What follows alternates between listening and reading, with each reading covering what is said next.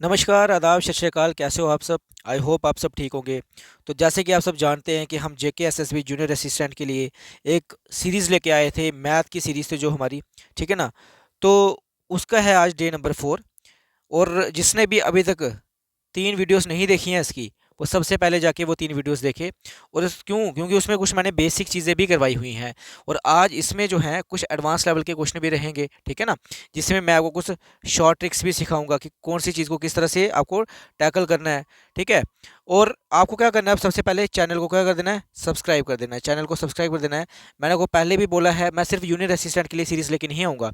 आने वाले जेके जितने भी जेके एसएसबी के एग्ज़ाम रहेंगे, उन सब में मैं आपकी ये सीरीज़ लेके आऊँगा ही आऊँगा, ठीक है? चलो आज का हम देखते हैं पहला क्वेश्चन। पहला क्वेश्चन सबसे पहले आप करेंगे, ठीक है?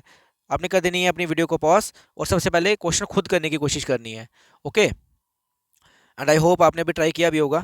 चलिए जब हम इसको ट्राई करके देखते हैं। कहता है कि रेनू जो है, वो अपनी पूरी इनकम का 20% जो है सेव करती है। एंड अगर वो अपना खर्चा 20% बढ़ा दे और अगर अगर अपनी इनकम भी 20% बढ़ा दे ना, तो उसकी सेविंग के ऊपर क्या इफेक्ट पड़ेगा। सबसे पहले तो मैं आपको एक इंपॉर्टेंट चीज़ बता दूं कि हमेशा जब भी लास्ट में आपको सिर्फ परसेंटेज के बारे में पूछा हो ना, तो उसकी ओरिजिनल वैल्यू लेने की कभी भी कोई नीड नहीं होती। इसको हम रेशियो से ही सॉल्व कर देंगे, ठीक है? जैसे कि उसने क्या बोला है कि देखो हमें यहाँ पे हिंट मिल गया ना कि रेनू जो है अपनी इनकम का 20% सेव करती है। तो 20% की फ्रैक्शन वैल्यू क्या होती है? 1/5 होती है। और नीचे वाली वैल्यू क्या होती है? ओरिजिनल, जो कि मैं आपको फर्स्ट लेक्चर में बता चुका हूँ। इट मीन्स कि 1/5 का कितना परसेंट है? 20% है। यानी सेविंग कितनी करती है वो? 1 यूनिट। चलो ये यहाँ पे लिखते हैं। इनकम इज इक्वल टू होती है हमारी एक्सपेंडिचर प्लस सेविंग के बराबर, ठीक है? ये है क्वेश्चन हमारे income equal to expenditure plus saving के क्वेश्चन आइए। देखो, अब सबसे पहले इसकी सिंपल मैं बता दूं कि आपके घर की जो भी इनकम रहती है, आपके घर की जो भी इनकम रहती है, किस किस में खर्च होती है। मान लो आपके पापा की इनकम है 50,000, उसमें से मान लो आपने 30,000 अगर खर्चा कर दिया, ठीक है? तो 20,000 ऑब्वियस है ना कहीं सेव किया होगा, ठीक है ना? तो इसमें फार्मूला रिटर्न वाली नीड नहीं है। ये कॉमन सेंस वाली बात है कि अगर आपके पापा की 50,000 सैलरी है, 30,000 उसमें से खर्च कर दिया, तो कहीं ना कहीं 20,000 उसकी क्या होगी? सैलरी जो है आपके पापा की, वो कहीं ना कहीं सेव हुई होगी ना। तो ये बस उसी की चीज़ का क्या बना दिया, फार्मूला। और बड़ी इंपॉर्टेंट टाइप है ये इनकम एक्सपेंडिचर सेविंग वाली। चलो जी, अब क्या है, मैंने कहा कि उसने कहा कि उसकी जो सेविंग है वो 20% है। कितनी है? 20% है। और ओरिजिनल सैलरी कितनी है? इट मीन्स 5 यूनिट है। मैं मान के चलता हूँ ओरिजिनल इनकम कहीं ना कहीं उसकी 5 यूनिट होगी। सेविंग कितनी है? 1 यूनिट सेविंग है। तो ऑब्वियस है कि खर्चा कितना यूनिट किया होगा? 4 यूनिट किया होगा, ठीक है? अब वो आगे कहता है कि अगर हम उसके एक्सपेंडिचर को 20% बढ़ा दें, अगर हम उसके खर्चे को 20% बढ़ा दें और इनकम को भी 20% बढ़ा दें, तो आप हमें ये बताओ उसकी सेविंग के ऊपर कितना परसेंट का इफेक्ट पड़ेगा। चलो जी, 5 का 20% तो मैं बढ़ा नहीं सकता हूँ ना, नहीं बढ़ा सकता। तो अब हम इसमें थोड़ा सा क्या अप्लाई करेंगे, थोड़ा कंसेप्ट अप्लाई करते हैं। मैं क्या कर देता हूँ ना, इन सबको 100 के साथ कर देता हूँ। इसका 500 बना दिया, इसका 400 और इसका 100। चीज़ तो वही रही ना। अब मैंने क्या किया, इनकम को बढ़ा दिया 20%। इनकम को मैंने 20% बढ़ाया। अब देखो, 500 का 20% कितना होता है? अगर मैं 500 का 20% की बात करूं, तो देखो 20% क्या होता है हमारा? 1/5। बढ़ाया है यानी ऊपर वाली वैल्यू क्या होगी? प्लस होगी ना। यानी 500 का सीधा सीधा मैं 6/5 निकालता हूँ, तो यानी मेरा क्या आएगा? 600। यानी यहाँ पे क्या आ गया? मेरा 600 आ गया। आफ्टर दैट उसने बोला है जो हमारा एक्सपेंडिचर है ना, उसको भी मैं क्या करता हूँ? 20% बढ़ा देता हूँ। एक्सपेंडिचर को भी अगर मैंने 20% बढ़ा दिया है, तो 400 का 20% यानी इसका दोबारा से 6/5, यानी वो मेरा किसके बराबर है? 80। यानी 8 6 48, यानी वो मेरा आ रहा है 480 के बराबर। मुझे एक चीज़ बता दो, 600 उसकी इनकम है, जिसमें से 480 वो क्या कर रहा है? खर्चा कर रहा है। तो सेविंग कहीं ना कहीं कितना कर रहा होगा? 120। यानी सेविंग कहीं ना कहीं कितना कर रहा होगा? 120 यूनिट सेविंग कर रहा होगा। अब अगर मैं आपको ये पूछूं कि मुझे ये बताओ कि इसकी इनकम के ऊपर क्या, सॉरी, इसकी सेविंग के ऊपर क्या इफेक्ट आया होगा। पहले सेविंग कितना करता था ये? 100 यूनिट। अब सेविंग कितना कर रहा है? 120 यूनिट। मुझे बताना कितनी इसने यूनिट सेविंग हमारी इंक्रीज की है। तो जाने की 20 यूनिट जो सेविंग है इसने इंक्रीज की है, ठीक है? बट इसने ये नहीं पूछा 20 यूनिट पूछा है, इतना पूछा कितना परसेंट सेव किया है। तो मुझे बताओ, पहले सेविंग करता था 100, अब कितना कर रहा है? 120। तो 20 की सेविंग एक्स्ट्रा कर रहा है, किसके ऊपर कर रहा है? 100 के ऊपर। तो 100 पे कितना, तो जाने की कितना परसेंट सेविंग कर रहा है? 20% सेविंग कर रहा है। कितना कर रहा है? 20% सेविंग कर रहा है। यहाँ पे कोई भी ऑप्शन नहीं है, इसका ऑप्शन है 20%, ठीक है? कितना है? 20% इसका आंसर रहेगा, ठीक है? Let come to next question. ये भी हमारा इसके ऊपर है। अच्छा, ये एक नई टाइप है, ठीक है? ये एक नई टाइप मान के चल सकते हो। एक नई टाइप का क्वेश्चन है। ये price into consumption is equal to expenditure. मान के चलते हैं। देखो, एक चीज़ होती है प्राइस, एक होती है कंजप्शन, और ये हमारा होता है एक्सपेंडिचर के बराबर। किसके बराबर होता है? एक्सपेंडिचर के बराबर। लेट्स सपोज मैं मान के चलता हूँ कि एक मोमोज की प्लेट है, वो 50 रुपए की है। कितने की है? 50 रुपए की मोमोज की प्लेट है। और अगर आप 3 प्लेट्स कंज्यूम कर लेते हो, मुझे बताओ आपका खर्चा क्या होगा? ऑब्वियस है ना, आपका खर्चा कितना कितना होगा? 150 रुपया होगा। बस उसी बेस पे ये क्वेश्चन है सारे के सारे। ठीक है, मैं यहाँ पे लिखता हूँ एक जगह प्राइस, फिर मैं यहाँ पे लिखता हूँ कंजप्शन, और यहाँ पे नीचे क्या लिख देता हूँ मैं? एक्सपेंडिचर लिख देता हूँ। क्या लिख देता हूँ? Expenditure. Price into consumption is equal to expenditure. ठीक है, अब इस क्वेश्चन में क्या हमें बोला गया है? इस क्वेश्चन में हमें ये चीज़ बोली गई है कि the price of the diesel increased by 16%। कहता है कि किसी चीज़ का प्राइस अगर 16% बढ़ जाता है, यानी कोई डीजल होगा, डीजल का प्राइस जो है ना वो 16% बढ़ जाता है। तो 16% की फ्रैक्शन सबसे पहले होती क्या है? 16% की फ्रैक्शन क्या होती है हमारी? वो होती है हमारी 4/25। 16% की जो फ्रैक्शन होती है ना वो बनती है हमारी 4/25। इट मीन्स, और नीचे वाली वैल्यू क्या होती है? ओरिजिनल वैल्यू होती है। इट मीन्स कि प्राइस मेरा कहीं ना कहीं 25 यूनिट था, अब वो 4 यूनिट बढ़ चुका है, यानी 16% बढ़ चुका है। अब मेरा प्राइस कहीं ना कहीं कितना हो गया है? 29 हो गया है। और साथ में एक कंडीशन और उसने बोली हुई है, कहता है कि person want to increase his expenditure on the diesel by 10% only. और जो पर्सन है ना वो अपने डीजल के ऊपर सिर्फ 10% खर्चा ही बढ़ा सकता है। मतलब उसका बजट ही कहीं ना कहीं इतना होगा कि वो सिर्फ 10% ही अपना खर्चा बढ़ाना चाहता है।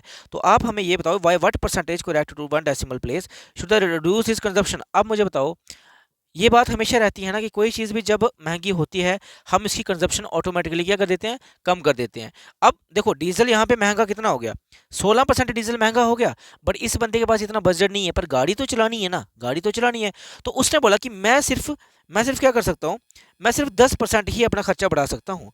बेशक डीजल जो मेरा है, 1 मिनट जस्ट होल्ड करना, मैं स्क्रीन को अच्छे से फिट कर लूँ। हाँ, उसने बोला कि डीजल चाहे 16% महंगा हो गया है, बट मैं सिर्फ जो है ना 10% खर्चा ही बढ़ा सकता हूँ। तो हमें ये बताना है कि उसने अपनी कंजप्शन कितने परसेंट कम की होगी। और करेक्ट टू 1 डेसिमल का मतलब है कि हमें बिल्कुल उससे क्लोज का आंसर बताना है। ठीक है, जैसे मैं यहाँ पे बताता हूँ कि एक्सपेंडिचर 10% बढ़ाया। 10 मीन्स 10 से कितना गया होगा? 11। अब तक तो आप जान चुके होंगे कोई चीज़ 10 से कितनी 10% बढ़ी है, यानी 10 यूनिट से कितनी हुई होगी? 11। अब यहाँ पे आपको एक शॉर्ट ट्रिक याद रखनी है। कभी भी इस तरह का क्वेश्चन बनेगा ना, आपको कुछ नहीं करना। कंजप्शन कैसे करोगे? आप यहाँ से 25 उठाओगे, इधर लाओगे, ठीक है, और इस 11 के साथ क्या कर दोगे? मल्टीप्लाई कर दोगे। अब यहाँ से 29 उठाओगे और इस 10 के साथ क्या कर दोगे? मल्टीप्लाई करोगे। अब मैं कंजप्शन के बारे में यहाँ पे क्या बताता हूँ?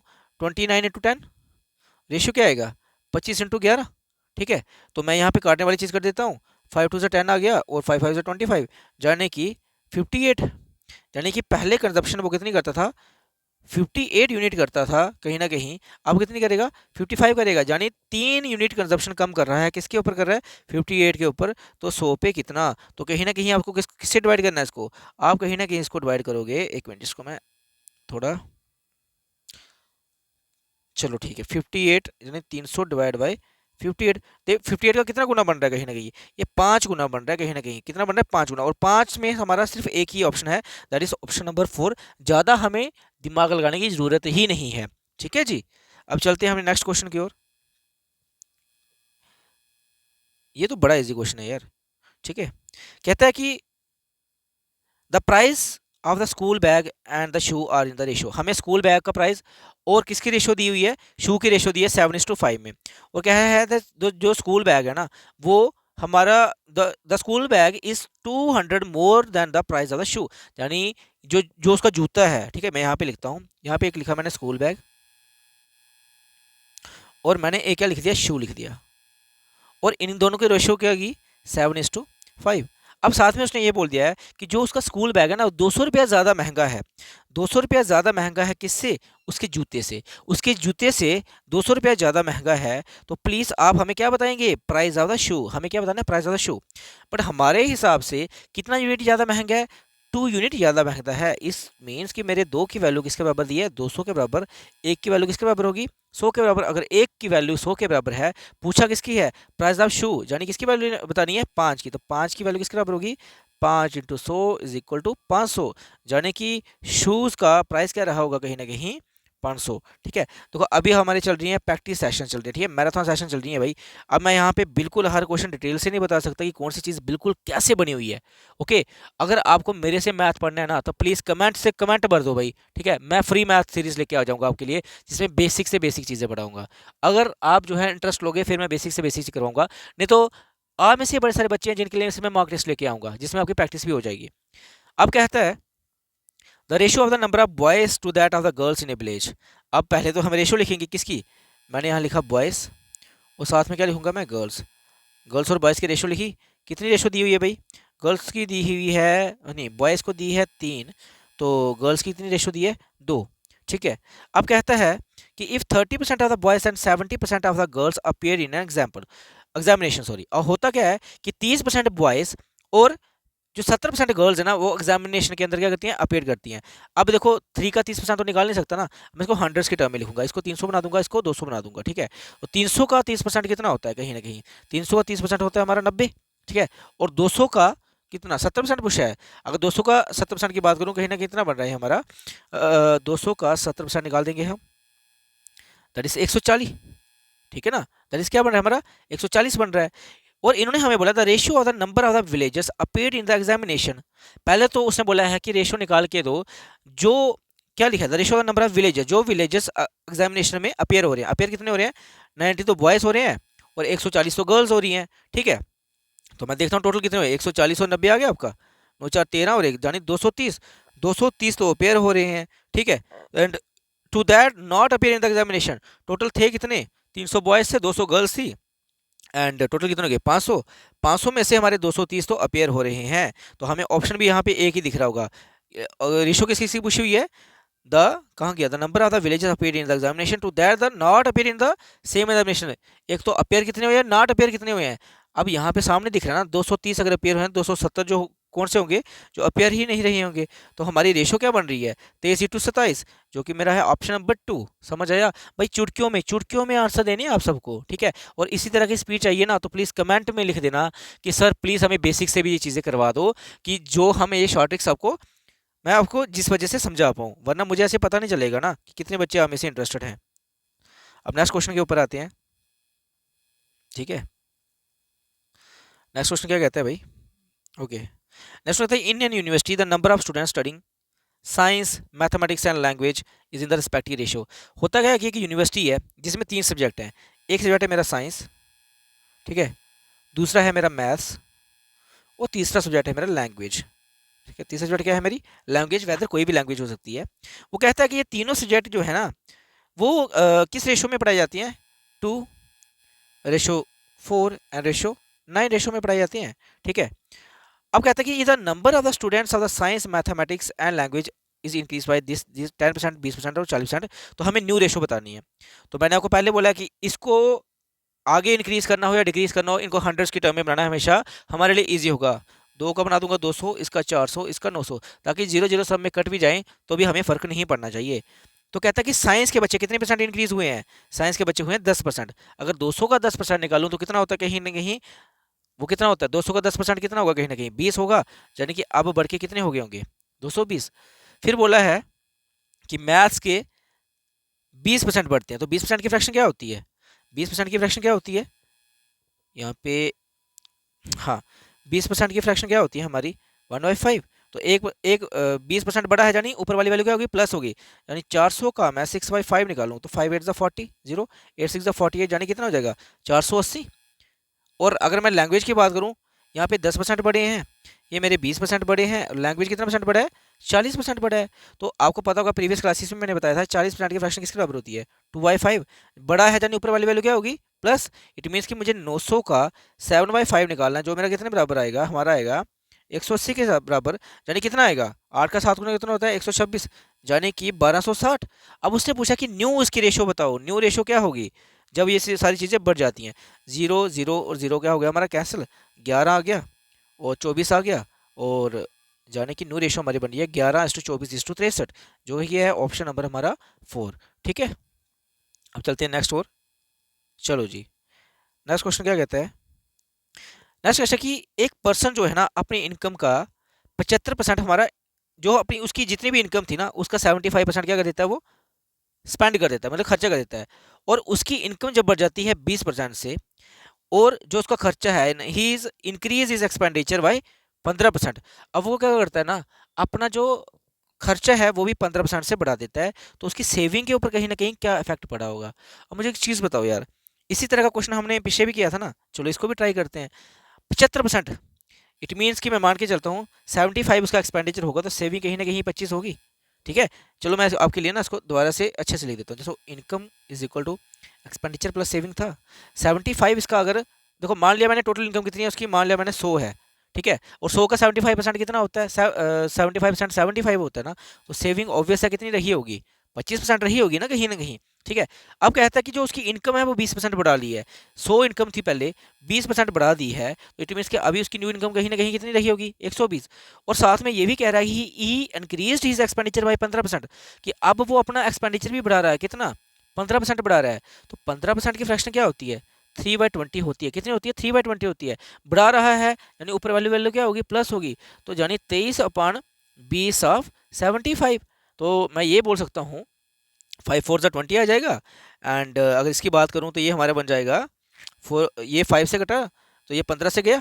ठीक है, इट मीन्स कि ये कितना आ जाएगा हमारा पूरा का पूरा, मैं बात करूँ 45 इसका आ गया 4, 345 आ गया, 345/4। इट मीन्स कि 345 को जब हम 4 से करते हैं तो ये बन जाएगा हमारा 4 8 32 आ जाएगा। और यहाँ पे 2 आ गया, नीचे 5 आ गया, एंड 4 6 24 आ जाएगा। और नीचे 1 0 लगा लेंगे, 4 2 8 0, यानी कि 86.25, 86.25। ठीक है, अब सेविंग के ऊपर क्या इफेक्ट पड़ेगा, 120 में से जब 86.25 हम माइनस करेंगे तो कहीं ना कहीं कितना बचेगा यहाँ पे, 9 से 6 3, और 11 से 8 निकाला कितना होता है, 11 से 8 निकाल दिया हमने, आपका कितना बचता है, वो सारा 8 ही तो बचता है। ठीक है ना, अब इट मीन्स कि हमारा यहाँ पे क्या बन रहा है, 83.75। अब आपका इतना काम रहेगा, आपने इसकी सेविंग की बताना है मुझे, इसी में ऑप्शन है आपका सारा का सारा। तो इतनी से कैलकुलेशन आप खुद करोगे, ये आपके लिए होमवर्क रहेगा, मुझे इसका आंसर चाहिए, सेम टू सेम पहले की तरह ही है ये। ठीक है, अब नेक्स्ट क्वेश्चन है।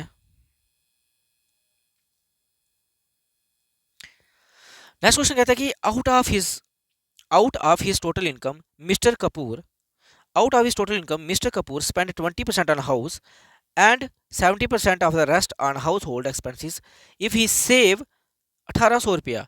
इसको मैं दो तरीके से करवाऊंगा, एक तो करवाऊंगा सीरीज मेथड से, एक तो मैं सिंपल करवाता हूँ। ठीक है, लेट्स सपोज मैं मान के चलता हूँ कि उस बंदे की, जो कपूर साहब है हमारे, उनकी जो इनकम है वो कितनी है, ₹100। ये मान के चलता हूँ कि 100 रुपया उनकी इनकम है। ठीक है, उन्होंने क्या किया, इसमें से 20% जो है ना वो स्पेंड किसके ऊपर कर दिया, रेंट के ऊपर, कि भाई किराए पे रहते होंगे, तो 20 जो परसेंट था उन्होंने किराया दे दिया। तो अब यानी उसके पास कितने बचे हैं, 80 रुपये बच गए ना। अब कहता है कि वो 80 रुपये के रेस्ट 70%, 80 का भी जो 70% है ना वो किस पे खर्च कर देता है, 80% का भी 70% किस पे खर्च कर देता है, हाउस होल्ड एक्सपेंसेस के ऊपर। यानी अब पीछे कितना बचा होगा, कहीं ना कहीं 2 0 से 2 0 कैंसिल, यानी कि 80 का 70% कितना, 80 का 70% कितना होता है, 56। इट मीन्स कि 80 से जब 56 माइनस करेंगे तो कितना आएगा, 4 आ गया यहाँ, और यहाँ पे कितना आ गया हमारा, 7 से 5 24। अब उसके पास कितने पैसे बचे हैं, सिर्फ 24 बचे हैं, पर क्वेश्चन के हिसाब से कितना बचा है, 1800 बचा है। इट मीन्स कि 24 की वैल्यू किसके बराबर दी है, 1800 के बराबर दी है, तो एक की वैल्यू किसके बराबर होगी, जी हम 6 4 24, 6 3 18 और 0 गया, एंड 4 1 4, 4 7 28, 4 5 20, यानी मेरे एक की वैल्यू है 75 के बराबर। उसने पूछा है what is the total income, total income क्या होगी, जब एक की वैल्यू 75 होगी तो 100 की वैल्यू क्या होगी, 100 की वैल्यू होगी 75 into 100, which is equal to 75 100 के बराबर है। बट ये था हमारा मेथड 1। बेशक इसमें 10 सेकंड लगे हैं, पर टाइम तो लगा ना। अब यही देखना कैसे हवा में हम उड़ाते हैं, हवा में उड़ाते हैं। देखो, मैंने मान लिया कि मेरी जो टोटल इनकम है, ठीक है, मैंने मान लिया कि मेरी टोटल इनकम कितनी है, एक मिनट में कलर चेंज कर लेता हूँ। चलो जी, मैंने मान लिया कि मेरी टोटल इनकम है एक्स, कितनी है, एक्स है। अब 20% जब मैं खर्च कर लेता हूँ, 20%, 20% की फ्रैक्शन क्या होती है भाई, 1/5, यानी 20% खर्च कर देता हूँ, ऊपर वाली वैल्यू क्या होगी, माइनस होगी, यानी पीछे मेरी कितनी बचेगी, 4/5 बच गई। इट मीन्स कि मेरे पास अभी सिर्फ 80% बचा है पूरी इनकम का। पूरी इनकम क्या माननी है मैंने, एक्स माननी है। अब ये कहता है कि इस 80% इनकम का भी 70% जो है वो हाउस होल्ड पे खर्च कर देता है। तो 70% की फ्रैक्शन क्या होती है, 7/10। तो इट मीन्स कि 70% यानी 7 वो खर्च कर देता है, पीछे कितना बचता है, 3, यानी इसका 3/10 बचता है। इट मीन्स हमारे पास टोटल सेविंग इतनी है, पर वो बोलता है कि ये सेविंग किसके बराबर है, 1800 के बराबर है, यानी 3 6 18 गया, एंड 4 1 4 आ गया, एंड कितना आ गया, 4 5 20, यानी 150 आ गया, यानी एक्स हमारा किसके बराबर आ गया, 150 इंटू 50, यानी एक्स हमारा दोबारा से किसके बराबर है, 7500 के बराबर। ये कौन सा मेथड हमारा, मेथड नंबर 2, जिसको हम बोलते हैं सीरीज मेथड बोलते हैं। कौन सा मेथड बोलते हैं भाई, सीरीज मेथड बोलते हैं। एक ही क्वेश्चन को मैंने दो मेथड से आपको बता दिया। ये अब ये आपकी मर्जी है कि सीरीज मेथड से आपको करना है या फिर ये सिंपल वाली इस मेथड से आपको करना है, ठीक है। No let come to the next question. Next question कहता है कि हमारे मुकेश साहब हैं, he has twice as much money as Soham. कहते हैं कि जो मुकेश साहब है ना, मैंने यहाँ पे लिखा मुकेश, ठीक है, और एक साइड लिखा मैंने सोहम। क्या लिखा, सोहम लिखा। कहता है कि मुकेश के पास सोहम के 2 गुना पैसे हैं, यानी मुकेश के पास अगर 2 यूनिट पैसे होंगे तो सोहम के पास कहीं ना कहीं 1 यूनिट पैसा होगा। अब वो एक चीज़ और कंडीशन कहते हैं कि जो सोहम साहब है ना, उनके पास 50% ज़्यादा पैसे हैं, किससे, पंकज से। जाने की अब यहाँ पे तीसरे पर्सन की भी क्या होगी, एंट्री होगी, पंकज की। अब मैं यहाँ पे एक मिनट जस्ट थोड़ा, हाँ, पंकज, पंकज की एंट्री भी होगी। अब यहाँ पे क्या करेंगे, 50% आप सबको पता है किसके बराबर होता है, 1/2। इट मीन्स कि पंकज से ज्यादा है सोहम के पास, यानी सोहम के पास ऊपर वाली वैल्यू हम प्लस करेंगे, क्या आएगा, 3 यूनिट सोहम के पास होगा, और पंकज के पास कितना होगा, 2। पंकज के पास कितना होगा, 2। अब यहाँ पे मैं आपको एक रेशो का सिंपल कंसेप्ट बताता हूँ कि आपको पता है कि हम यहाँ पे करते हैं कब्जा रेशो में। एक चीज़ याद रखना, रेशो में बड़ी सारी चीज़ें बताइए मैंने आपको, बैलेंस कैसे करते हैं, और एक कब्जे वाला कंसेप्ट बता रहा हूँ कि यहाँ पे खाली चीज़ें दिख रही है ना, तो यहाँ पे 3 भर देंगे, यहाँ पे इसकी खाली चीज़ दिख रही है, यहाँ पे 1 भर देंगे। जाने कि मेन रेशो बन गया 6, 3 और 2, यानी तीनों का रेशो कितनी बनी हमारी, 6, 3, 2। और आगे बोला हुआ है कि the average money with them rupees 110 देना मुकेश है। कहता है कि इन सब की जो एवरेज मनी है अगर वो 110 है, इन सब की अगर जो एवरेज मनी है ना, अगर वो 110 है, तो आप हमें ये बताइए, कि अगर इन सब की एवरेज मनी 110 है, तो आप हमें ये बताइए कि मुकेश के पास कितने पैसे थे। चलो, ये एवरेज किसके बराबर होती है, सबको पता है, एवरेज होती है sum of observation upon number of observation. Sum of observation upon number of observation होती है, ठीक है। तो एवरेज निकालने के लिए सम ऑब्जर्वेशन कितनी आएगी मेरी, एवरेज दी ही कितनी है, 110 दी हुई है, ठीक है। सम ऑब्जर्वेशन कितनी है, 6, 3, 9 और 2, 11, 11 एक्स, इसके आगे नहीं कुछ नहीं है तो मैं एक्स लगा देता हूँ। 11 एक्स, नंबर ऑफ ऑब्जर्वेशन कितनी है, 3, तो 11 का 1 गुना, 11 का 10 गुना, यानी मेरी एक्स की वैल्यू कितनी आ रही है, 3। जैसे कि मेरी एक्स की वैल्यू 3 आई, उसने बोला कि मुकेश के पास कितने पैसे हैं, मुकेश के पास पैसे हैं 6x, यानी कि 6 × 30 विच इज इक्वल टू 80%। क्या मतलब है, विच इज इक्वल टू 30, 180, ठीक है, क्लियर। अब चलते हैं नेक्स्ट क्वेश्चन की ओर। नेक्स्ट क्वेश्चन कहता है the income of person is 45,000 and expenditure उसका 33,000 है। अगर उसी इनकम को हम 22% बढ़ा दें और खर्चे को जो है 11% बढ़ा दें, तो आप हमें परसेंटेज कितनी बढ़ी है उसकी सेविंग में, सेम वही क्वेश्चन है। अब मैं आपको ये चीज़ बता देता हूँ कि जब आपको ओरिजिनल वैल्यू दी होती है तब उनको किस तरह से टैकल करना है। आपने कुछ नहीं करना है, आप यहाँ इनकम और एक्सपेंडिचर की रेशो निकाल दोगे, ठीक है। इनकम आपको कितना दिया है, 45,000, और एक्सपेंडिचर कितना दिया है, ये दिया आपको 33,000। तो 0 से 0 कैंसिल, 311 जा और 315 जा। इट मीन्स कि income is equal to expenditure plus saving, जिसमें आपको इनकम 15 यूनिट है अगर, तो एक्सपेंडिचर 11 कर दे, तो ओवरऑल सेविंग कितनी रहेगी, कहीं ना कहीं 4 यूनिट। तो आप अब कुछ नहीं करोगे, इसका बना दोगे 1500, इसका बना दोगे 1100, और इसका क्या बना दोगे 400। अब आपने क्या करना है, इनकम कितनी बढ़ाई है भाई, 22%, इसका 22% बढ़ाओगे, और एक्सपेंडिचर कितना बढ़ाया है जी, 11%, इसका आप 11% बढ़ाओगे। जस्ट एक सेकंड होल्ड करना यार, हाँ अब ठीक है। अब जो एक्सपेंडिचर है वो कितना बढ़ाओगे, 11%। अब बाकी जो चीज़ें हैं इसके ऊपर जितना इंक्रीज होगा उसका ऑप्शन में आपने आंसर ढूंढ लेना है, निकालना है, सेम टू सेम है। इसी तरह के हमने 3 से 4 क्वेश्चन कर लिए हैं, और उसका आंसर मुझे कमेंट सेक्शन में चाहिए, ठीक है, कमेंट सेक्शन में।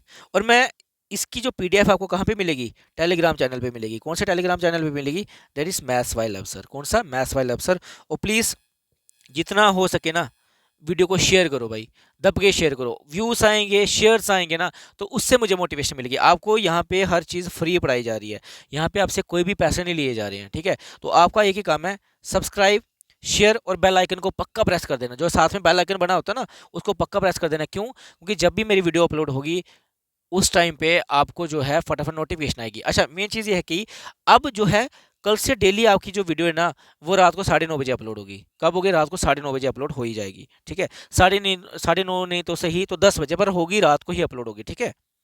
और चलते नेक्स्ट क्वेश्चन की ओर। कहता है हाँ, the income of A is 50% more than B and income of A is increase by 40% and income of B is increase by 90%, then the percentage increase in the combined income. देखो कहता है कि ए और B की पहले कुछ income रही होगी। मैं यहाँ ए लिखता हूँ, यहाँ पे क्या लिखता हूँ? बी लिखता हूँ। कोई इनकी कंबाइंड इनकम पहले रही होगी कुछ ना कुछ, अब हमें नहीं पता है।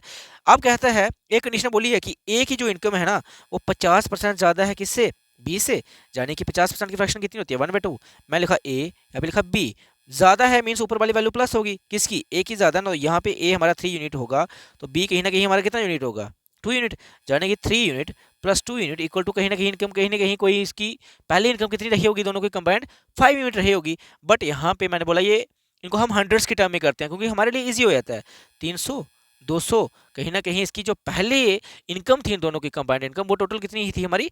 500 यूनिट थी, ठीक है। अब if the income A is increase by 40%, अगर जो ए की इनकम है वो 40% इंक्रीज होती है, 40% की फ्रैक्शन होती है 2/5, जाने कि मैं बोल सकता हूँ ये 7/5 ऑफ 300 है, यानी 6 7 जा 42, यानी अब इसकी बढ़ के इनकम कितनी होगी है?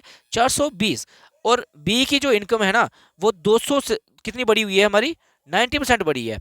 यानी 200 का 90% बढ़ाऊंगा, यानी सिंपल मैं इसको बोल देता हूँ 19/5 यानी कि कितना होगा? कहीं ना कहीं 380, 4 3 7 8 तो 10, यानी कितना हो गया? 800। कि पहले जो उनकी इनकम थी ना दोनों की वो कितनी थी? 500 यूनिट थी। अब कितनी इनकम हो गई है? 800। इट मीन्स कि कितना बड़ा, कितनी इनकम बढ़ी है उसकी? 300 यूनिट बढ़ी है, नहीं बढ़ी है? कितनी इनकम बढ़ी है उसकी? 300 यूनिट इनकम बढ़ी है।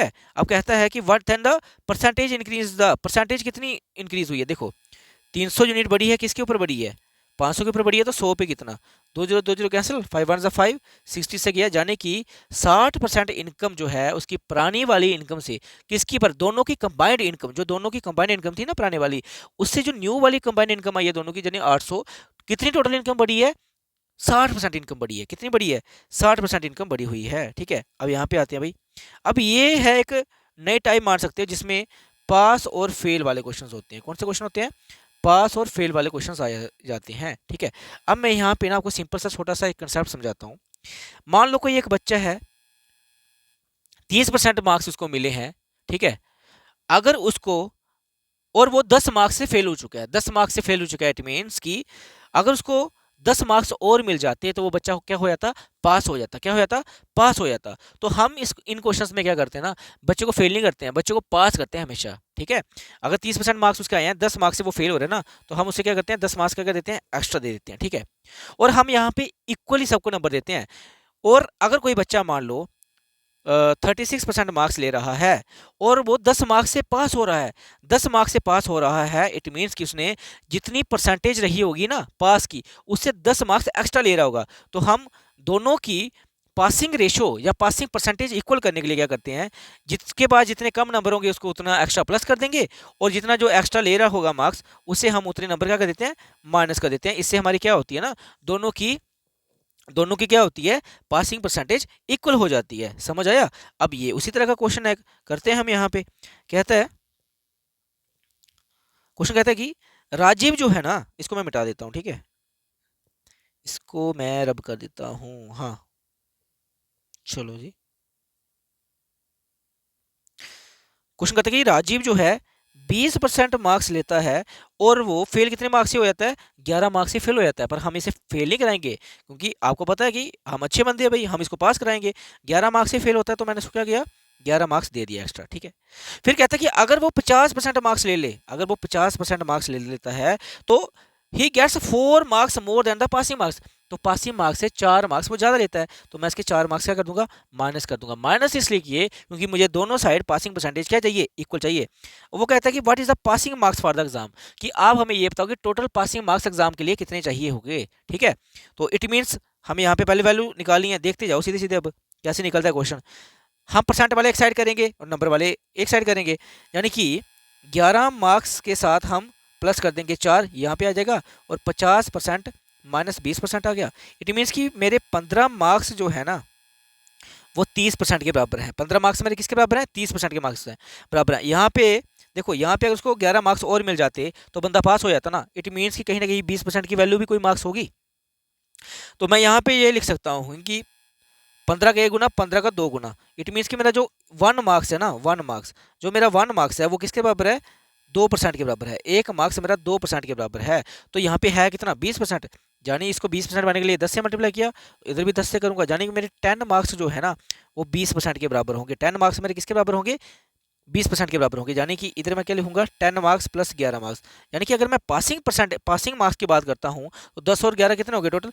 11 मार्क्स मेरे को टोटल चाहिए पास होने के लिए। कितने चाहिए? 11 मार्क्स मुझे टोटल चाहिए पास होने के लिए। मैंने इस साइड की आप यहाँ पे भी निकाल सकते हो, यानी 50% की वैल्यू भी निकाल सकते हो। यानी 50% की वैल्यू निकालते तो आप कितने मार्क्स मिलते? देखो, जैसे मैं यहाँ पे देखता हूँ 1 मार्क मेरा किसके बराबर था? 2% के बराबर था। मैं यहाँ पे 50% की वैल्यू निकालता, यानी 25 से मल्टीप्लाई करता। इधर भी किससे करता? 25 से। यानी मेरे 25 मार्क्स किसके बराबर होने थे? 50% के बराबर होने थे। ठीक है, यानी कि 25 मार्क्स माइनस क्या करते थे? 4। तो भी मेरे पास ये मार्क्स क्या बने थे? 21 ही बने थे। तो भी मेरे पास ये मार्क्स क्या बने थे? 21 ही बने थे। ठीक है, कोई बात नहीं। इस तरह का एक क्वेश्चन और होगा आगे, मैं आपको घर के लिए वो होमवर्क भी दे दूंगा। अच्छा जी, नेक्स्ट क्वेश्चन कहता है कि two students A and B appear for an examination. A score 8 marks more than B and the marks of the former was 55% of the sum of A and B marks. देखो, कहता क्या है कि दो student है हमारे, एक ए है एक बी है। कहता है कि ए जो है उसको जो है 8 मार्क्स से ज़्यादा मिलते हैं किससे? बी से। यानी मान लेके चलता हूँ अगर बी को एक्स से मिलते हैं नो, तो इसको कहीं ना कहीं एक्स प्लस 8 मिलते होंगे कि नहीं मिलते होंगे। ठीक है, बट इसे हम करेंगे रेशो मेथड से। ठीक है, मैंने बोला हमने पेपर के लिए पढ़ना है कि पेपर सॉल्व कैसे करना है। यहाँ पे हम बेसिक्स नहीं क्लियर कर रहे हैं, पेपर रह गया हमारा थोड़े दिन में। ठीक है ना, वैसे उसमें भी कोई केस का मसला चल रहा है, चलो चलो होप सो, हमें अपने से तो पूरी तैयारी रखनी है ना। फिर वो कहता है, क्या कहता है भाई? कहता है कि the marks of the former 55% of the sum of the year marks. Former कौन सा है यहाँ पे? फार्मर का मतलब पिछला, कि जो पिछला वाला हमारा बंदा यानी ए, वो जो है ना इन दोनों के मार्क्स के सम का, यानी ए होगा। ठीक है, और कहीं ना कहीं बात करता हूँ तो यहाँ पे इन दोनों का कहीं ना कहीं सम भी होगा। कहता है कि जो फार्मर वाला है ना वो उन दोनों के सम का 55% है पूरा, यानी 55% है। 55% की वैल्यू किसके बराबर होती है? 55/100। रेशो में तोड़ देते हैं, रेशो में तोड़ेंगे तो 11 और 20। ठीक है, जाने कि इट मीन्स कि कहीं ना कहीं ए हमारा कितना रहेगा? कहीं ना कहीं उसने बोला ना कि 55% ऑफ द सम है, यानी ए मेरा 11 है कहीं ना कहीं, तो इन दोनों का सम कहीं ना कहीं कितना रहा होगा? बी। तो हमें ऑब्वियस पता है, देखो एक मिनट ये यार, हाँ, हमें ऑब्वियस ये चीज़ पता है कि ए अगर मेरा 11 है तो कहीं ना कहीं बी मेरा कहीं ना कहीं कितना रहा होगा? नो। बी मेरा कहीं ना कहीं नो रहा होगा। कहता है the sum of the marks obtained by A and B, the sum of the marks obtained by A and B, कि ए एंड बी ने कितने मार्क्स लिए होंगे। पर हमें उसने एक चीज़ क्या बोली हुई है कि ए जो है वो बी से 8 मार्क्स ज़्यादा लेता है। यहाँ पे ध्यान से देखना, ये ए है ये बी है। ए अगर 11 लेता है तो बी कितना? 9 लेता है। तो कितने मार्क्स ज़्यादा ले रहा है ये? कहीं ना कहीं 2 मार्क्स ज़्यादा ले रहा है ना। ठीक है, पर मेरे 2 की वैल्यू 8 के बराबर दी हुई है, 2 की वैल्यू 8 के बराबर दी है, तो ए की वैल्यू 4 के बराबर, और इन दोनों का सम था कितना? 20। यानी 20 की वैल्यू किसके बराबर आएगी? 20 की वैल्यू आएगी 4 × 20, यानी 20 की वैल्यू किसके बराबर ही? 80। तो यानी मेरा ऑप्शन नंबर क्या रहेगा? 80। यानी इन दोनों के मार्क्स का सम क्या रहेगा? 80 रहेगा। ठीक है, अब चलते हैं भाई नेक्स्ट क्वेश्चन की ओर। ये क्वेश्चन आप घर से करके लाओगे भाई, ये सामने सामने क्वेश्चन जो है। ठीक है, ये वाला क्वेश्चन आपके लिए होमवर्क रहेगा। बड़ा सिंपल क्वेश्चन है भाई। एक एग्जामिनेशन है, फुल मार्क्स हमारे 500 हैं, और चलो मैं ही करवा देता हूँ, छोड़ो होमवर्क भी छोड़ो। ठीक है, नेक्स्ट क्वेश्चन मैं होमवर्क दे दूंगा, इसको छोड़ो, ये मैं करवा देता हूँ। ठीक है, थोड़ा बड़ा क्वेश्चन लग रहा है मुझे, मैं खुद ही करवा देता हूँ। कहता है कि इन एक कोई एग्जामिनेशन है इन विच पूरे मार्क्स कितने हैं उस एग्जामिनेशन के अंदर? 500 मार्क्स हैं। अब ए जो है ना वो 25% ज़्यादा मार्क्स लेता है बी से। मैं ए और बी की कंडीशन लिखता हूँ पहले। ए लिखा, फिर मैंने यहाँ पे क्या लिखा? बी लिखा। ए और बी की कंडीशन लिखी, और कहता है कि ए के जो मार्क्स हैं वो 25% ज़्यादा है किससे? बी से। और आप सबको पता है कि 25% की फ्रैक्शन किसके बराबर होती है? 1/4 के बराबर होती है। इट मीन्स कि अगर मैं बात करता हूँ ए के मार्क्स ज़्यादा हैं तो ए के कहीं ना कहीं 5 यूनिट होंगे, बी के कहीं ना कहीं कितने कितने होंगे? 4। बी के कहीं ना कहीं 4 यूनिट होंगे कि नहीं होंगे? फिर वो कहता है कि बी जो है वो 60% ज़्यादा लेता है सी से। क्या कहता है? बी जो लेता है ना, बी जो लेता है वो 60% कहीं ना कहीं ज़्यादा लेता है किससे? सी से लेता है। अब मैं कंडीशन लिखता हूँ बी और सी की। यहाँ पे आ गया मेरा बी, यहाँ पे आ गया सी। और 60% की फ्रैक्शन सबको पता होनी चाहिए कितनी होती है, 3/5 होती है। अब ज़्यादा लेता है कौन लेता है, बी लेता है, यानी बी मेरा 8 यूनिट लेता होगा तो सी मेरा कहीं ना कहीं कितना लेता होगा, 5। अब इसने एक और भी चीज़ बोली है कि सी जो है 20% लेस मार्क्स लेता है डी से, यानी सी और डी के बारे में ही बोला है। और 20% कम लेता है, 20% कम लेता है, इट मीन सी मेरा 4 लेता होगा तो डी मेरा कहीं ना कहीं कितना लेता होगा, 5 लेता होगा। तो अब मैं यहाँ पे इन तीनों की रेशियोज को आराम से लिखता हूँ, A is to B is to C is to D. ठीक है, अब यहाँ पे वैल्यू लिखता हूँ उन सबकी। पहले ए और बी की लिखता हूँ, 5:4 आई। फिर बी इज टू सी लिखता हूँ, यानी 8:5 आई। ठीक है, फिर मैं क्या लिखता हूँ, सी इज टू डी, यानी 4:5 आई कि नहीं आई। ठीक है, 4:5 आ गई। अब यहाँ पे देखो, जब 4:5 इसकी वैल्यू आ गई, अब मैं इन जो वैल्यूज है ना इन सबको आराम से लिखूंगा। ठीक है, अब मैंने आपको कब्जा करना सिखाया ना, कब्जा कैसे करते हैं, कि जो पास पास वाले एरियाज होते हैं उनमें क्या कर देना, कब्जा कर देना चुप करके। ठीक है, जैसे यहाँ पे देखो, जहाँ पे 4 है ना, तो सी पे भी क्या लिखूंगा, 4। अच्छा, मैं कलर दूसरा ले लेता हूँ, एक मिनट। ठीक है, कलर मैं दूसरा ले लेता हूँ। हाँ, ये ठीक रहेगा, रेड कलर ठीक रहेगा। ठीक है, यहाँ पे मैं 4 कर लेता हूँ, यहाँ पे भी क्या आएगा, 4। यहाँ पे साइड पे कब्जा कर दिया 5 ने, यहाँ पे 4 ने, यहाँ पे 4 ने, यहाँ पे किसने कर दिया, 8 ने। अब एक चीज़ और इसमें इंटरेस्टिंग क्या बताता हूँ, जो चीज़ें सब में कॉमन होंगी ना वो क्या कर देनी है, काट देनी है। जो सब में कॉमन चीज़ें होंगी वो काट देनी है।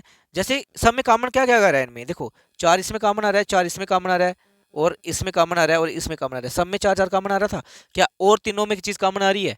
जो जो चीज़ सब में कॉमन आएगी वो पहले ही काट देनी है। 8 यहाँ है, यहाँ भी है, और नहीं है। ठीक है, 5 यहाँ है, पर बी वाले में 5 नहीं है, तो हम मल्टीप्लाई करेंगे। 8 5 से कितना आएगा भाई, 8 5 से 40 आ गया, ये 16 आ गया, ये 20 आ गया, और ये 25 आ गया। अब जिक्र किसका किसका हुआ है, जिक्र सिर्फ दो चीज़ों का हुआ है। किसका किसका हुआ है, कि if A score 80% marks then percentage of marks obtained by D. कि कहता है कि जो अगर ए जो है ना वो 80% मार्क्स लेता है तो डी कितना लेगा। हमें ये पता है कि टोटल मार्क्स कितने हैं, टोटल मार्क्स कितने हैं भाई, 500। तो इट मीन्स कि अब ये क्या है, रेशो में है, यानी कहीं ना कहीं ये क्या होगा, 40x होगा। ये भी रेशो में कहीं ना कहीं क्या होगा, 25x होगा।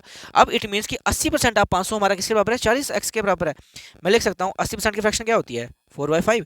इट मीन्स कि 4/5 ऑफ जो मेरा 500 है ना वो मेरा 40x के बराबर है। तो मैं इसे काट सकता हूँ आराम से, 4 टाइम्स 40 आ जाएगा, और 10 और 0 से 0 कैंसिल। इट मीन्स कि 5 टाइम्स 50। इट मीन एक्स की वैल्यू कितनी आ रही है, 10। एक्स की वैल्यू मेरी कितनी आ रही है, 10। यानी इधर क्या होगा मेरा, अब पूछा क्या है कि जो डी है वो कितने परसेंट मार्क्स होंगे। अगर मैं ए तो मेरा बता दिया इन्होंने कितने परसेंट है, 40 कितने परसेंट बताए थे, ए जो है 80% बताए थे। तो हमें पूछा डी, एक्स की वैल्यू निकाल दी, यानी 25 इंटू एक्स कितना किसके बराबर होगा, 250 के बराबर होगा कि नहीं होगा, क्योंकि एक्स की वैल्यू तो क्या आ गई, 10 आ गई, 250। यानी अब हमें बताना है कि 250 जो है 500 का कितना परसेंट है, 250 500 का कितना परसेंट है भाई, 100।